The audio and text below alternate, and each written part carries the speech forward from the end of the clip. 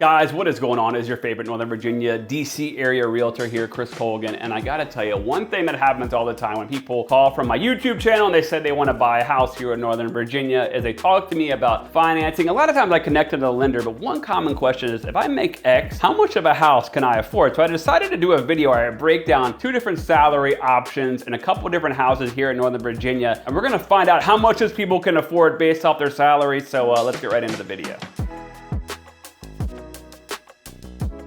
All right, if you're thinking about buying a house, there's a couple things that you're gonna need to take into account. And a huge mistake I see people make all the time, and they end up getting themselves frustrated, especially if they don't work with an expert like me, of course. But anyways, they go on Zillow or Redfin and they use those mortgage calculators. And one of the things those calculators don't show a lot is they don't take into account maybe the HOA fee or the taxes or the homeowner's insurance. And they also assume that you're putting down a huge down payment. And then also sometimes they'll be really conservative on the interest rate. So you might think, man, this payment is really low, but it's really not. So definitely keep that in mind. So for the purpose of this video, I'm gonna use an interest rate of 6.25%. As you know, the rates are constantly up and down, but for this time of the market, I feel like that's a pretty good thing to assume there. And then also, I'm gonna use a down payment of 10%. That's about the average of what I see people put down. Either there from 5 to 10% is about the average. One thing I want to keep in mind, there's something called the 1% rule. What that means is you should expect to put 1% of value of your house or what you paid for it into yearly maintenance. So if you bought a $500,000 house, you expect to put $5,000 a year into your house. Main things that break down here in Northern Virginia are gonna be HVACs, which can run you $8,000 to $10,000, and then of course a new roof. So you definitely wanna get an inspection and get those checked out. And then obviously homeowners insurance can protect you for the roof if there was some kind of wind damage or something like that. I think that's a pretty conservative on their yearly maintenance, but that's definitely something to keep in mind. And then like I said, when I wanna be calculating this, I'm also gonna take into account the HOA fee, the insurance for the year, and then also the monthly taxes or the property taxes on top of the mortgage, because your mortgage lender is definitely going to want to take the whole scenario of all the costs into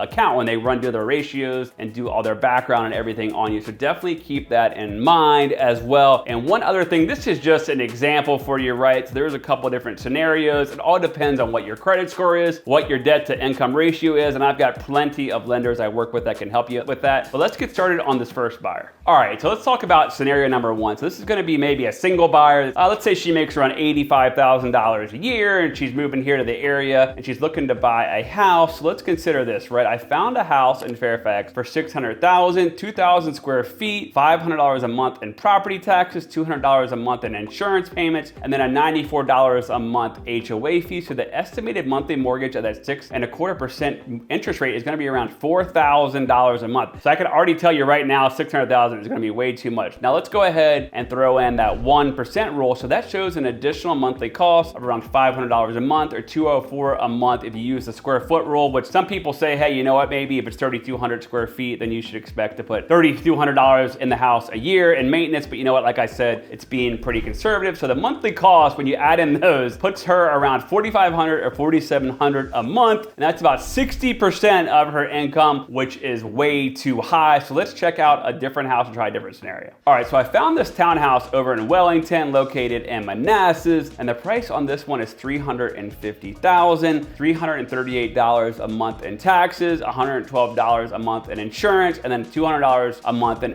HOA. Now, one thing you might be asking is, why is the insurance cheaper and why is the HOA more? Because this is a condo form of ownership, so more than likely the condo association has some kind of big insurance policy, so that definitely helps with insurance costs, but you can obviously see that the HOA is a lot more, so it kind of evens out. So that estimated monthly mortgage is around $2,600 a month, and then you throw in that 1% rule, and that adds an additional $291 or $138 a month. So the total monthly expenses should be around $2,800 to $3,002 a month, putting her around 40%. So that's still a little high, but definitely keep in mind, my lender told me all the time he sees people at 40 to 45%, depending on how much their debt is. So let's just say this buyer's like, look, you know what? I want to stay in line. I want to be a lot more conservative. I would try to stay under 300,000. You can get a really nice house out in the suburbs of Northern Virginia and like maybe Stafford, Front Royal, Linden, Culpeper areas like that, and maybe even Spotsylvania County, especially if you're a remote worker. That might be the better idea. Just keep in mind, you know, if you got to drive in 1 or 2 days a week into Tyson's Corner, Arlington, or DC, it is somewhat of a commute. You can also get a cheaper condo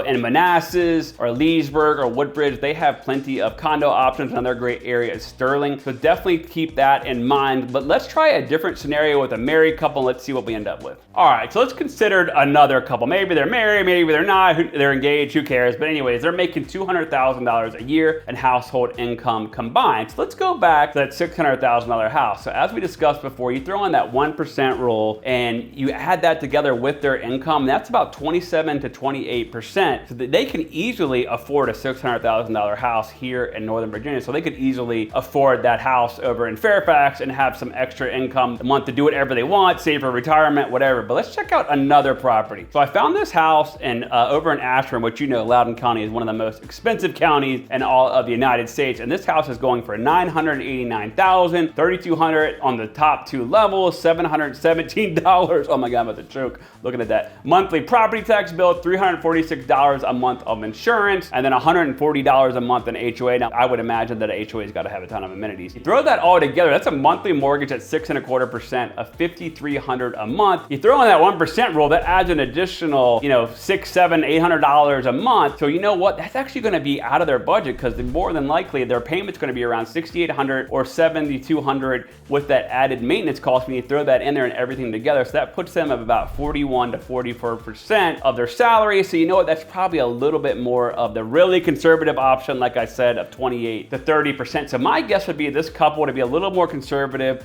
should stay around $750,000 to $800,000.